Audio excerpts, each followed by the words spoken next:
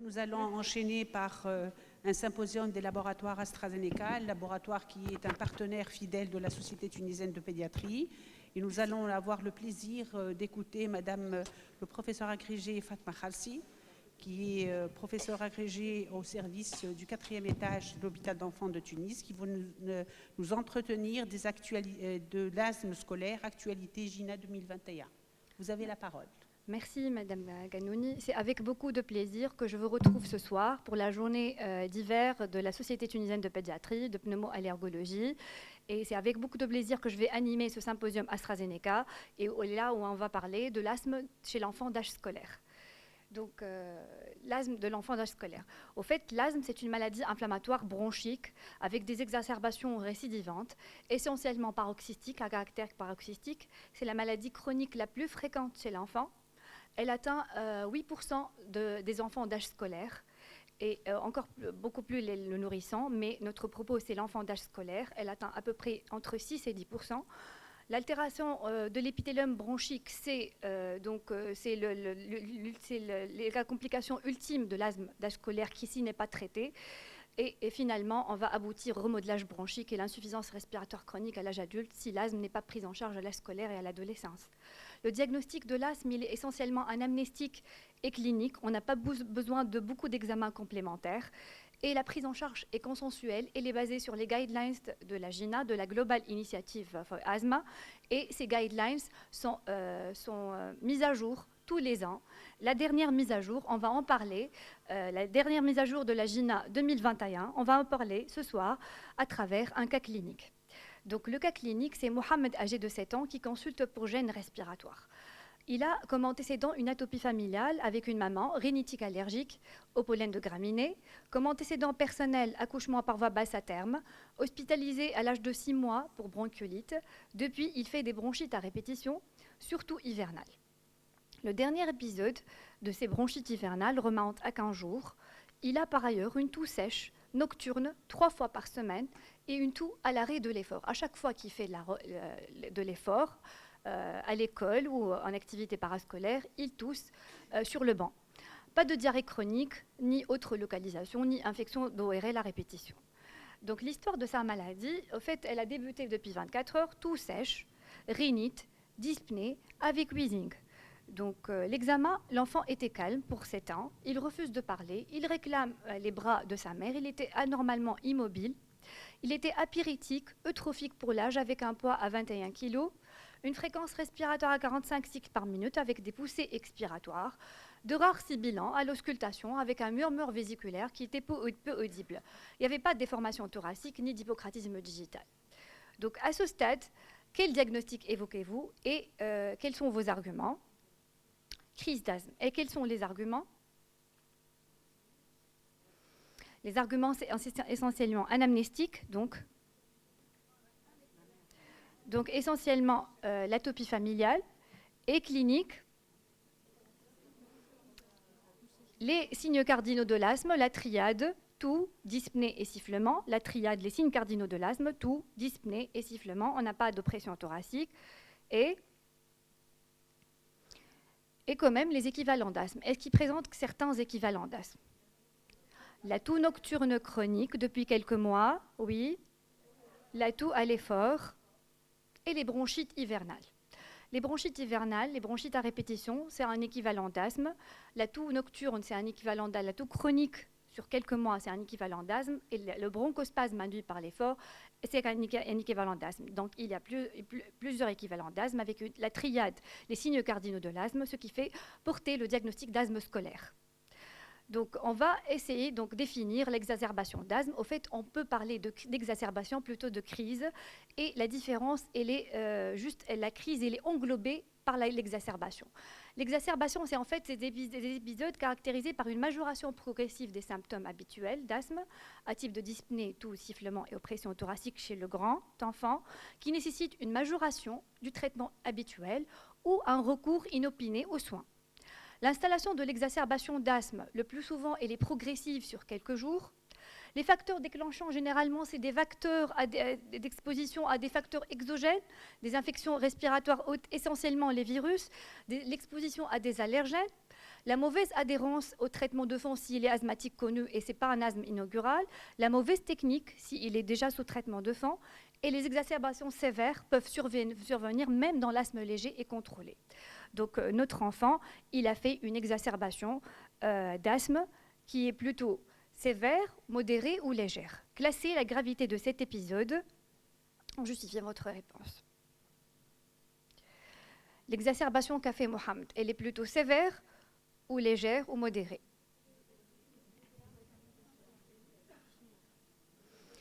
Il refuse de parler, il n'arrive pas à bouger, la fréquence respiratoire est de 45 cycles par minute avec un murmure vésiculaire qui est peu audible et un silence auscultatoire.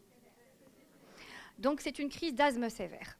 Et là, je vais profiter de rappeler les critères de sévérité selon GINA. C'est les anciens critères de sévérité selon le GRAP, le groupe de recherche en pneumologie pédiatrique. Et là, c'est les critères de sévérité selon GINA. La crise est sévère si les sibilants sont rares, le murmure vésiculaire il est diminué. S'il y a une détresse respiratoire franche avec une fréquence respiratoire qui dépasse les 30 cycles par minute, si l'âge dépasse 5 ans. Si l'activité est impossible, s'il y a des troubles de l'élocution, s'il y a une chute de la tension artérielle, s'il y a une faible réponse au bêta-2 et si le DEP est égal à 50% ou la saturation est inférieure ou égale à 90%, ça rejoint un peu les anciens critères du GRAP. Donc, détaillez votre conduite thérapeutique immédiate selon GINA et comme vous le savez tous, donc, devant une crise d'asthme sévère, que faut-il faire? Comme l'a dit Dr Bougie tout à l'heure, hospitalisation, nébulisation, et ainsi de suite.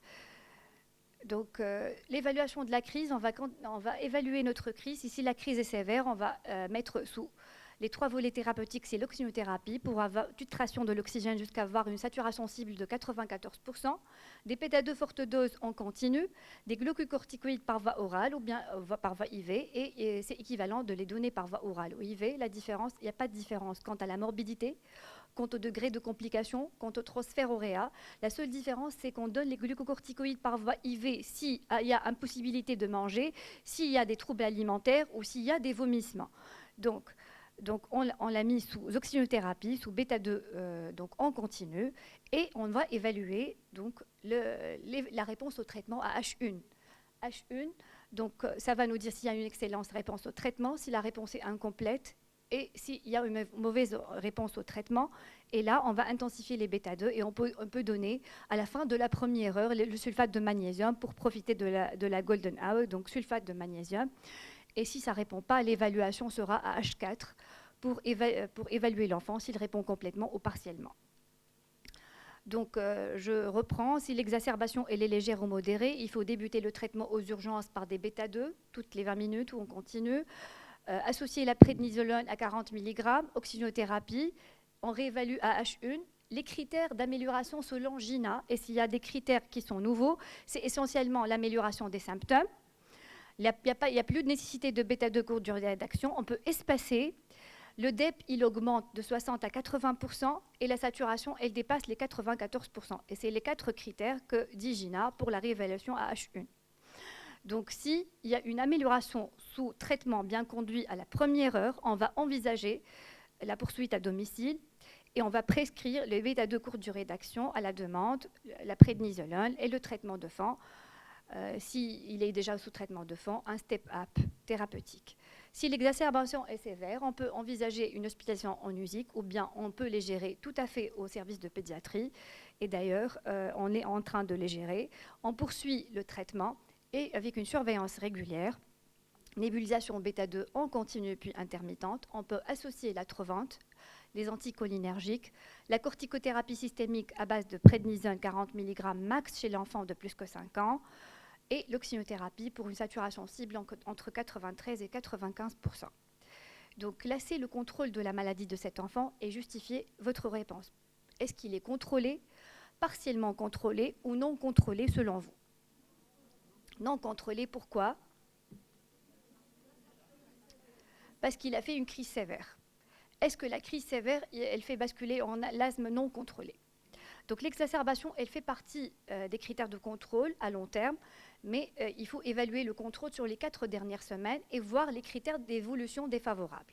Et pour prendre en charge un enfant asthmatique, il faut se baser sur le cercle vertueux de l'asthme Et le cercle vertueux de l'asthme, on commence par évaluer le diagnostic. Évaluer, est-ce de l'asthme? Le diagnostic positif, est-ce qu'il y a des signes d'inquiétude? Est-ce que c'est de l'asthme ou c'est autre chose? Le contrôle de symptômes. Les facteurs de risque. Pourquoi il a fait une telle crise sévère? La fonction respiratoire au diagnostic. Est-ce qu'il y a des comorbidités associées? Une rhinite allergique, une obésité associée? Est-ce qu'il est déjà sous traitement de fond? Il a une technique d'inhalation, l'adhésion des parents et de l'enfant et la préférence du patient. Donc, la première étape, c'est d'évaluer le diagnostic, le contrôle et les comorbidités. Donc, pour le contrôle, on va évaluer les symptômes sur les 4 dernières semaines. L'enfant a-t-il eu des symptômes d'asthme transitoires la journée plus que 2 fois par semaine? Pour l'enfant d'âge scolaire, on tolère 2 fois par semaine de symptômes diurnes. Un réveil ou une toux nocturne liée à l'asthme, oui ou non? Besoin de bêta-2 plus que 2 fois par semaine. Est-ce qu'il a consulté plus que 2 fois par semaine? Il a eu recours au bêta-2. Une limitation d'activité à cause de son asthme, oui ou non? Si on a aucun oui, donc il est bien contrôlé. Si on a 1 à 2 oui, il est partiellement contrôlé. Et on a 3 à 4 oui, c'est qu'il est non contrôlé. Pour notre patient, donc il a des symptômes d'asthme transitoire la journée, il a plus que 2 fois par semaine, puisqu'à chaque fois qu'il fait du sport, donc il a des symptômes d'asthme, il siffle. Un réveil ou une toux nocturne liée à l'asthme, oui. Besoin de bêta-2 plus que 2 fois par semaine. Et une limitation d'activité à cause d'un asthme, oui. On a 3 oui, donc il est non contrôlé. Et pour le contrôle, on a les facteurs de risque d'évolution défavorable aussi qu'il faut prendre en compte. Essentiellement les risques d'exacerbation dans les mois à venir, les risques d'obstruction fixée et les risques d'effets secondaires, mais des médicaments, surtout si l'enfant prend des cures de corticoïdes par voie orale répétées et rapprochées. Donc, les risques d'exacerbation dans les mois à venir, c'est essentiellement les symptômes non contrôlés, la consommation excessive de bêta-2, le défaut de traitement par corticothérapie inhalée, les VMS bas, la technique qui est défectueuse, les problèmes psychosociaux, les comorbidités, essentiellement l'obésité et les rhinosinusites non prises en charge, et une allergie alimentaire associée. Donc, l'existence d'un ou plusieurs de ces facteurs augmente le risque d'exacerbation sévère, même lorsque les symptômes sont bien contrôlés. Même s'il a répondu aux 4 questions avec un non, il risque de faire des exacerbations, il est à même de faire une autre exacerbation, donc il faut le mettre sous traitement de fin. Et là, le contrôle de l'asthme chez l'enfant d'âge scolaire, c'est des questions qui sont précises concernant le parent et l'enfant, concernant les symptômes diurnes et nocturnes, concernant le bronchospasme induit à l'effort, concernant l'impact de l'asthme sur les activités de l'enfant, le sport, l'absentéisme, la variabilité des symptômes entre les saisons avec une recrudescence hivernale et une amélioration estivale. Donc, et on peut s'aider par le test de contrôle de l'asthme. La différence entre l'ACT et le contrôle GINA, c'est que l'ACT, il pose 4 questions à l'enfant et 3 questions aux parents. Comment vit le parent l'asthme de son enfant? Et là, si c'est un score qui est inférieur à 20, signifie que l'asthme est mal contrôlé. Entre 20 et 24, l'asthme est partiellement contrôlé. Et s'il dépasse les 24, l'asthme est bien contrôlé.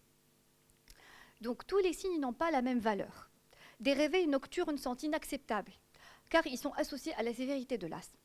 Donc il faut faire un step-up thérapeutique, il faut instaurer un traitement de fin. A l'inverse, la persistance d'un asthme d'effort isolé ne justifie pas une augmentation du traitement.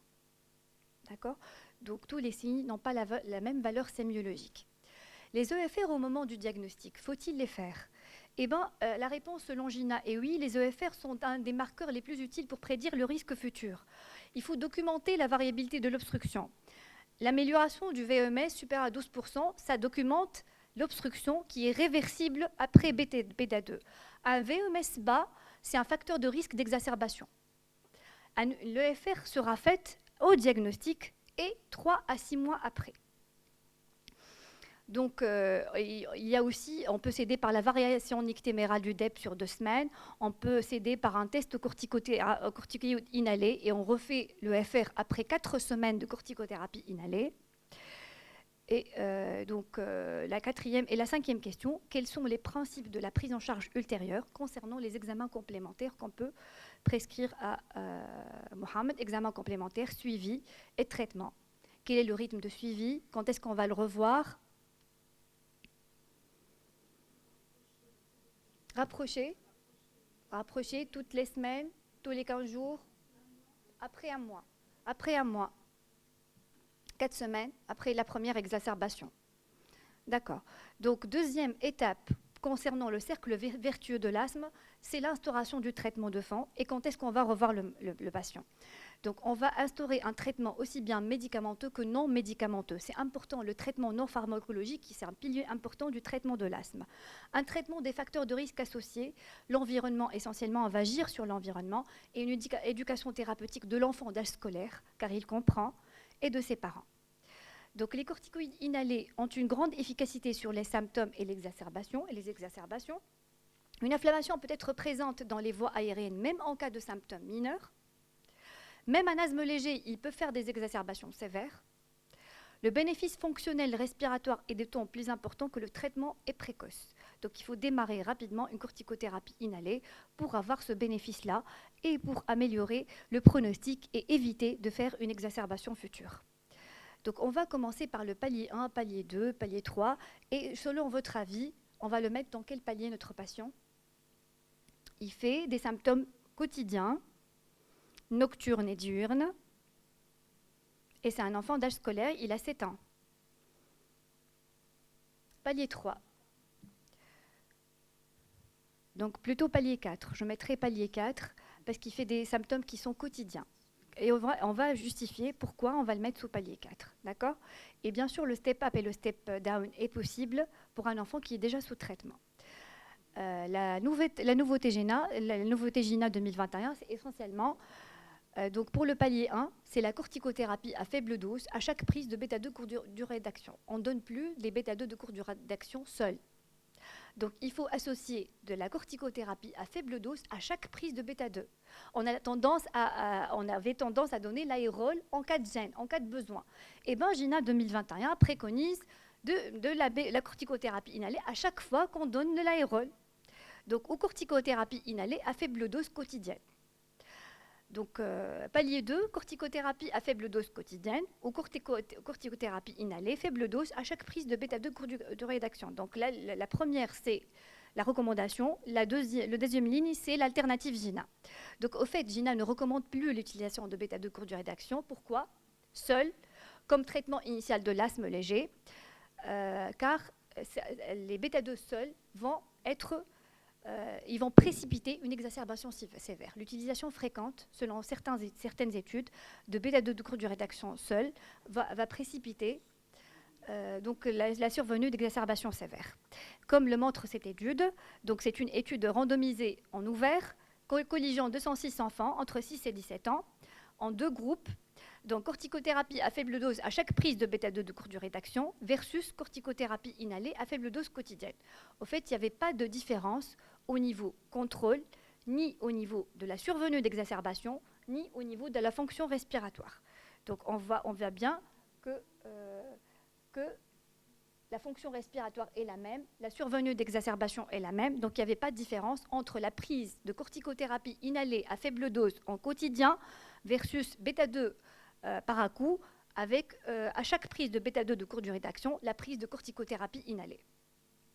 Donc pour le palier 3, association de corticothérapie inhalée à faible dose avec des bêta-2 de longue durée d'action, ou bien alternative corticothérapie à moyenne dose, ou très faible dose de corticothérapie inhalée associée au formoterol enfant et en demande.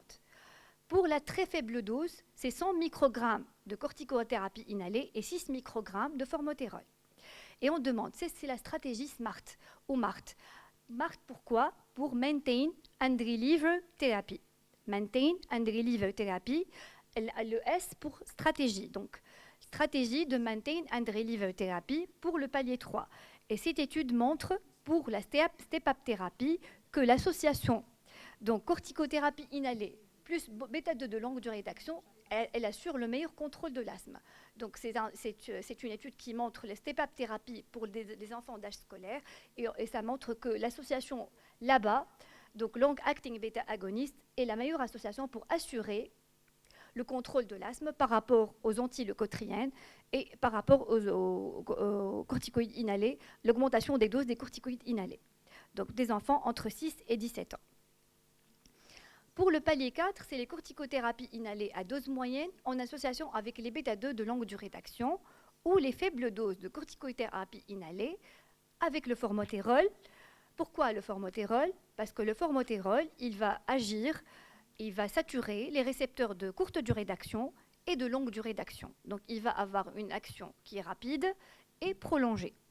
Donc, 100 microgrammes pour 6 microgrammes de bêta-2 longue durée d'action, 2 fois par jour, et enfant et en demande. Donc, c'est la Smart Thérapie. Et pour le palier 5, on va phénotyper l'asthme et on va donner les biothérapies, essentiellement les anti-IgE, les anti-IL5 et les anti-IL13. Donc la maintenance and reliever thérapie, le SMART of Asthma, c'est l'association de corticothérapie inhalée formoterol enfant et en demande pour le palier 3 et pour le palier 4. Elle réduit le risque d'exacerbation sévère, elle optimise le contrôle de l'asthme et améliore l'observance.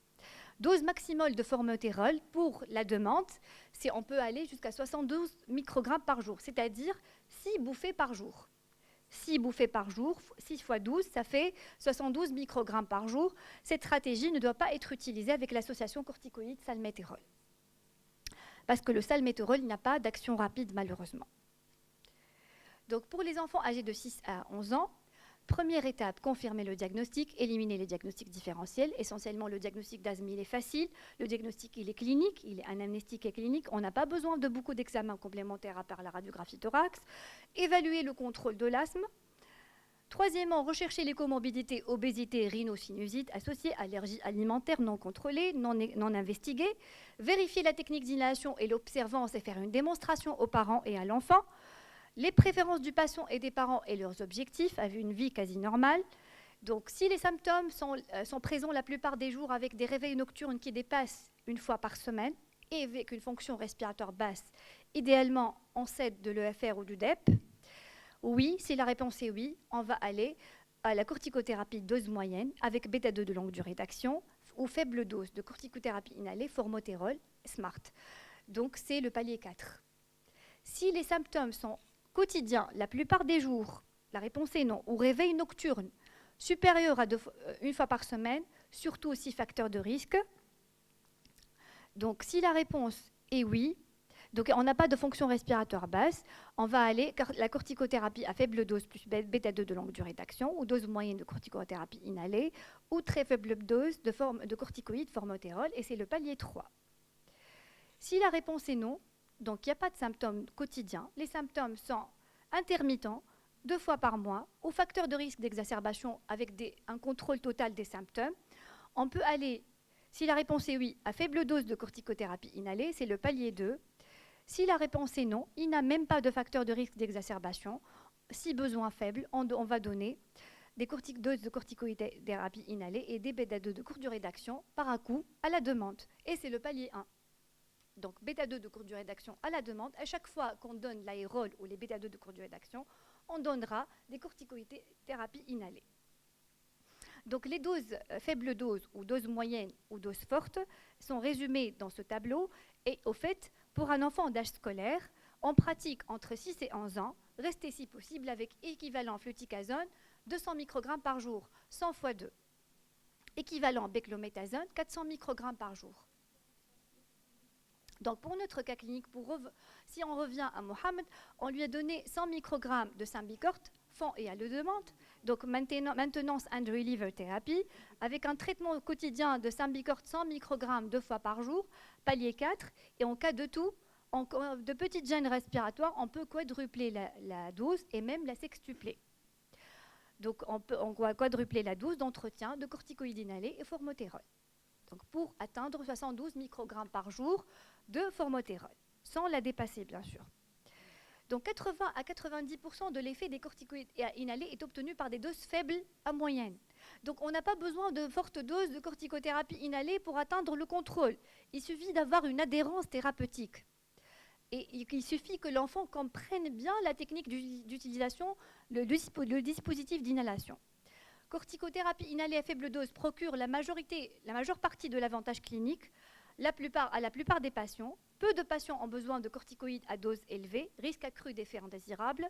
Toujours préférer la dose minimale efficace dès que le contrôle est obtenu.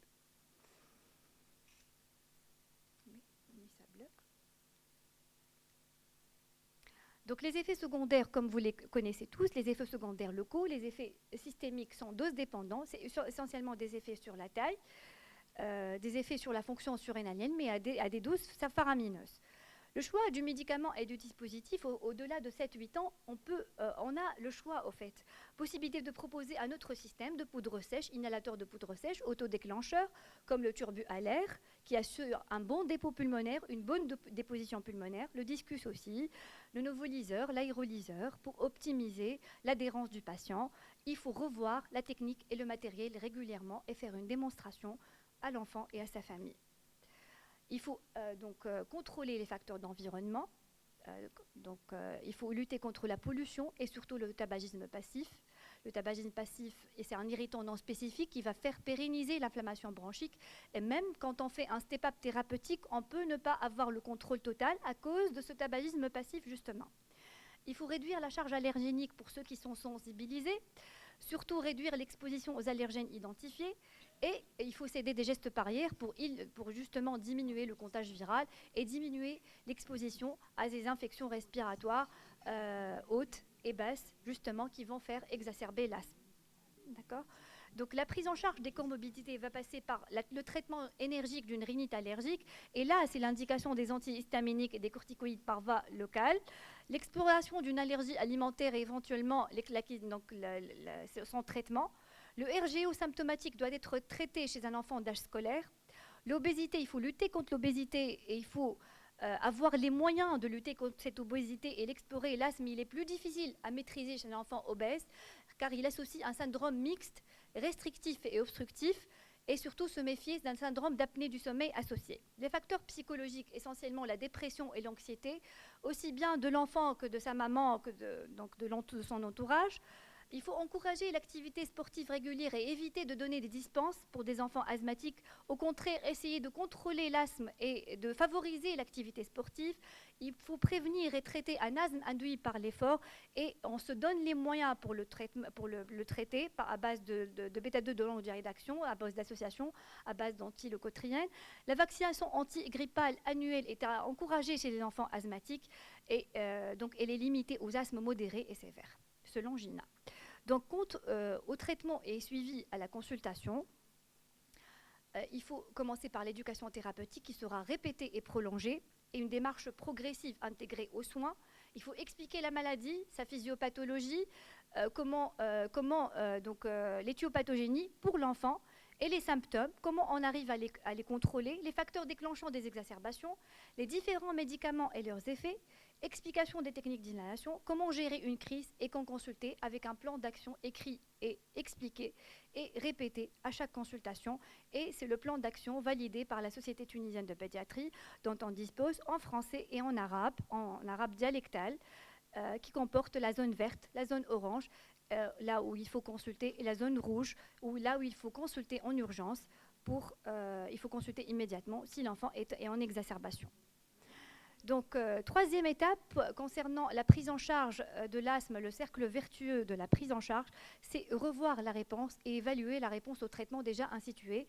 Il faut revoir les symptômes, est-ce qu'ils répondent au traitement, revoir le risque d'exacerbation, est-ce qu'il a fait des exacerbations dans l'année, les effets secondaires, la fonction respiratoire 3 à 6 mois après avoir instauré le traitement et la satisfaction du patient. Donc le contrôle, les exacerbations, les effets indésirables, et donc 2 à 3 mois après le début du traitement, puis tous les 3 à 12 mois. Concernant GINA, après une exacerbation, une visite de contrôle doit être programmée dans la limite du possible dans la semaine qui suit. Dans la semaine qui suit, il faut programmer une consultation, mais d'habitude 1 à 2 mois, 2 à 3 mois après le début du traitement, puis tous les 3 à 12 mois. La fréquence des contrôles dépend du niveau de contrôle initial, qu'on peut rapprocher de sa réponse au traitement précédent, de sa capacité et de sa volonté à s'engager dans une autoprise en charge avec un plan d'action. Donc les EFR doivent être régulièrement, annuellement, en cas d'asthme bien contrôlé. Dans les autres cas, c'est-à-dire si l'asthme n'est pas bien contrôlé, ça peut être ou triannuel. Donc la fréquence, c'est annuellement, sinon ou triannuellement. Seuls les EFR permettent de détecter l'apparition d'une obstruction intercritique non ressentie par l'enfant. La mesure de l'inflammation par le NO, elle va vérifier la meilleure réponse à la corticothérapie inhalée. S'il va diminuer son NO exhalé, c'est qu'il répond bien à la corticothérapie inhalée. Donc, on va essayer de réduire la pression thérapeutique quand le contrôle est obtenu. Progressif, par palier de 25 à 50%, tous les 3 à 6 mois, jusqu'à la dose minimale efficace. Surtout pas en saison exacerbatoire, en début de saison exacerbatoire. Éviter de réduire ou d'arrêter début automne ou hiver, ou lors de la saison pollinique. Il n'est pas recommandé de laisser un bêta-2 de longue durée d'action seul en traitement de fond. Il faut toujours associer les bêta-2 de longue durée d'action à la corticothérapie inhalée. Et en cas d'absence d'obtention d'un contrôle maintenu, donc on va vers le step down en cas de contrôle. En cas d'absence d'un contrôle, il faut reconsidérer le diagnostic positif. On revoit la réponse au traitement, on reconsidère notre diagnostic, on évalue les problèmes fréquents avant d'envisager d'augmenter la dose. Mauvaise observance, technique, défaillante, pathologie associée ORL, allergie alimentaire, RGO, pollution, tabagisme actif, tabagisme passif chez l'adolescent par exemple, augmenter la pression thérapeutique, corticoïde inhalée sans dépasser les doses max, consultation spécialisée en pneumopédiatrie. Comment évaluer la sévérité de l'asthme? La sévérité de l'asthme est évaluée rétrospectivement à partir du niveau de traitement nécessaire pour maîtriser les symptômes. Donc on parle d'asthme léger si l'asthme est bien contrôlé avec le palier 1-2. L'asthme modéré s'il est bien contrôlé par le palier 3 et 4. Et un asthme sévère, c'est un asthme qui reste non contrôlé malgré un traitement optimisé avec des corticoïdes et bêta-2 de longue durée d'action à forte dose et qui nécessite une forte dose de corticoïdes et de bêta-2 de longue durée d'action pour être contrôlé. Donc si l'asthme est non contrôlé, il faut confirmer le diagnostic d'asthme et éliminer les diagnostics différentiels. Donc essentiellement, ça reste un asthme difficile à traiter. Donc on va vérifier la compliance, l'observance, la technique, la compréhension, l'observance, et c'est toujours répété, c'est toujours prolongé. Donc traiter les comorbidités, essentiellement l'obésité, l'hypertrophie des végétations adénoïdes, la rhinite allergique, une allergie alimentaire associée qui peut faire exacerber l'asthme, le contrôle de l'environnement, les allergènes, le tabagisme passif, les moisissures, et il faut mettre les corticoïdes inhalés forte dose, et là, la main forcée en association avec les bêta-2 de longue durée d'action. Et si l'asthme reste sévère, c'est un asthme sévère qui résiste au traitement, et là, on va aller phénotyper l'asthme. Et là, la place des phénotypes, et pour les phénotypes, l'asthme n'est pas une maladie autonome, mais un syndrome. On parle actuellement de syndrome d'asthme. Ça regroupe plusieurs pathologies ayant en commun les symptômes de sifflement et une obstruction bronchique variable, avec hétérogénéité de l'inflammation, inflammation neutrophilique, inflammation éosinophilique, la présence et de la présentation clinique et la réponse au traitement. En fonction de l'âge de début, de la sévérité des symptômes, de la réponse au traitement, de la fonction respiratoire de l'IMC, et on va phénotyper, et là on va indiquer si c'est un asthme éosinophilique ou avec un taux d'IgE total qui est très élevé, on va indiquer le Xolair, les anti-IgE, ou des thérapies d'appoint, les anti-IL5, qu'on n'a pas en Tunisie. Par contre, le Xolair, il a l'AMM en Tunisie à partir de l'âge de 6 ans. Donc, les nouvelles biothérapies dans l'asthme sévère ciblent actuellement essentiellement la voie TH2. Le maluzumab, le Xolair, c'est un anticorps anti-IgE en sous-cutané toutes les 2 à 4 semaines. L'indication, c'est l'asthme allergique sévère non contrôlé, sous palier 4, et l'âge de plus que 6 ans. Il faut améliorer la qualité, et ça va permettre d'améliorer la qualité de vie, de diminuer les exacerbations pour les enfants asthmatiques multi-allergiques, et ça va diminuer progressivement les doses de corticoïdes inhalés qu'ils vont recevoir. Donc, la place de l'immunothérapie spécifique chez l'enfant asthmatique, c'est le seul traitement étiologique de l'asthme. L'indication, c'est essentiellement l'asthme monosensibilisé, avec des mesures d'éviction inefficaces ou impossibles à impliquer. Une double sensibilisation est possible s'il s'agit d'acariens ou de pollen de graminées. Elle est indiquée chez l'enfant de plus que 5 ans et l'adulte. Le principe, donc l'ITA est indiqué à partir de l'âge de 5 ans. Le principe, c'est d'administrer des doses croissantes d'allergènes. La réponse, elle est variable.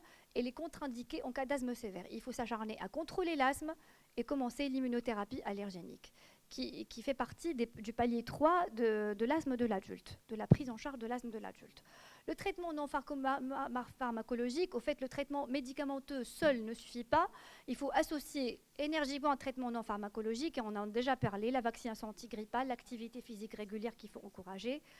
la prise en charge des comorbidités, l'arrêt du tabagisme et l'éviction des allergènes et d'IRAD. L'éducation thérapeutique sera poursuivie à chaque consultation et on ne se lassera jamais de répéter et de revoir la technique d'inhalation avec l'enfant, de le laisser faire devant nous et les réaliser conjointement par le médecin traitant et de l'équipe soignante. Les objectifs, c'est atteindre l'autogestion de l'asthme chez un enfant d'âge scolaire. On va préparer le lit, on va préparer l'adolescence et on va essayer de trouver les facteurs de persistance de l'asthme à l'adolescence, qui sont essentiellement l'atopie, la sévérité de l'asthme et donc l'obésité.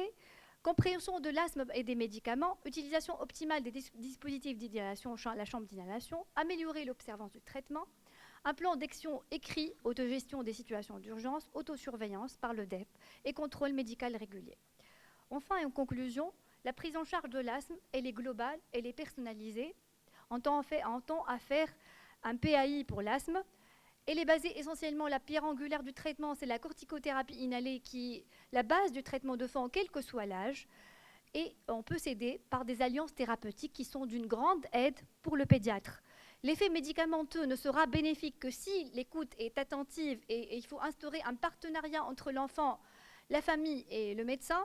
Il faut interpréter les différents aspects du contrôle de l'asthme en respectant une démarche qui se poursuit selon des étapes précédant l'adaptation du traitement de fond et en maintenant une éducation thérapeutique qui sera prolongée et répétée.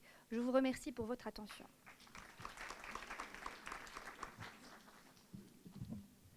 Merci beaucoup, Dr Khalsi, pour cette belle mise au point sur l'asthme d'âge scolaire et toutes les nouveautés de la GINA 2021. Est-ce que l'assistance a une question à Dr Khalsi?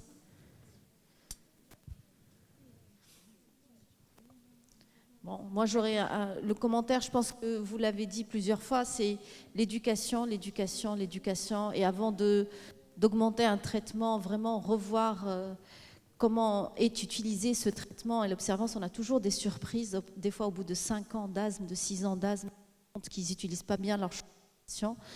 Et après, la GINA nous surprend chaque année avec de nouvelles directives. On attend les recommandations 2022 avec impatience. Ouais, qui vont venir dans 1 à 2 mois et qui vont changer 2022, tout. Oui. Professeur Boussette. Je pense que la nouveauté du 2021, c'est la prescription des corticoïdes inhalés à chaque fois qu'on donne des... Et là, il faut être très prudent. Il faut être très prudent parce qu'on peut donner un... Parce que les parents, qu'est-ce qu'ils cherchent? Ils cherchent à... ميكرو ولا نحي الماسك يا خديجة باش نسمعوه. ما نسمعش. Donc les parents, ce qu'ils cherchent, c'est de ne pas avoir un traitement au long cours. Donc si on va leur donner de manière ponctuelle un traitement par corticoïde inhalé à chaque fois qu'on donne des bêta-2 courte durée d'action, là, ce qui est important, c'est la réévaluation par la suite. Il ne faut jamais laisser un asthmatique quand il n'est pas encore suffisamment contrôlé. Une exacerbation sévère qui sort, voilà, qui me vient qui m'est adressée de service de réa, je la vois pas, sincèrement, je la vois pas au bout de 2 à 3 mois. Je la vois tous les mois, au début, voire plus. D'accord? Donc il faut être très proche du malade. Et c'est par ces patients qu'on va mettre sous corticoïdes inhalés de manière ponctuelle, les parents peuvent penser que c'est ça le traitement. Alors que non, il peut y avoir une sous-estimation de la chronicité de la maladie et ces malades sont en fait susceptibles d'être traités par corticoïdes inhalés de manière... Après une exacerbation sévère, on va aller directement au palier 3. Non, je ne parle pas de l'exacerbation sévère. Je parle de cette niche. La dernière version du GINA, c'est que ça peut... Voilà, ça peut prêter, le problème, c'est que GINA, le problème, c'est que GINA, plusieurs études ont démontré que les bêta-2 de courte durée d'action seuls précipitent les exacerbations sévères. Donc il faut associer un anti-inflammatoire associé par un coup pour diminuer le risque d'exacerbation sévère. Tout à fait. Et on peut faire des études. Hein. Oui. C'est ponctuel. Au fait, c'est pendant 7 à 10 jours. Oui, 7 à 10 jours. 7 à 10 jours. Pardon, pour moi, médecin de première ligne, une grande nouveauté également pour nous en Tunisie, c'est que le stade oral est enfin pris en charge par la CNAM et tous les enfants asthmatiques doivent avoir une APCI CNAM et prise en charge pour le stade oral.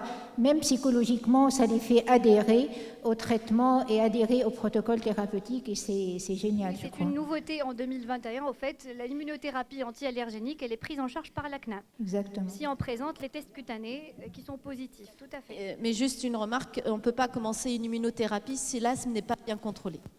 Donc il faut déjà que les parents sachent qu'il faut qu'ils contrôlent bien l'asthme de leur enfant avant de demander une immunothérapie qui prend 3 à 5 années. Et il faut être vraiment bien observant, bien régulier pour avoir une certaine efficacité de ces immunothérapies. C'est comme on le disait avec le Dr Gannoun, les parents tunisiens cherchent encore les solutions faciles. Il faut leur expliquer les choses et les solutions faciles ne sont pas les meilleures à long terme pour leur enfant. Voilà. On vous remercie. Merci beaucoup pour ces informations.